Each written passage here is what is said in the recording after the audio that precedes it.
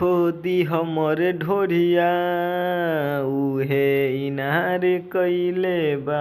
So hello guys, welcome back to my YouTube channel Jayprakash Kumar Prajapati में। तो आज हम लोग बात करेंगे अमित पटेल का न्यू सॉन्ग, एकदम ब्रांड ऑर्केस्ट्रा में बजने वाला गाना है जिसका नाम है देवरा छिनार कइले बात। आइए इसको देखते हैं।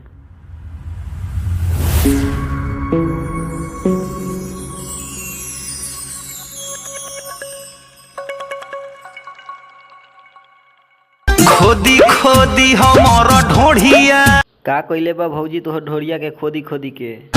उहे इनार कइले बा। अरे साले, जो माफ करना मैं साला देवारे छिनार कइले बा।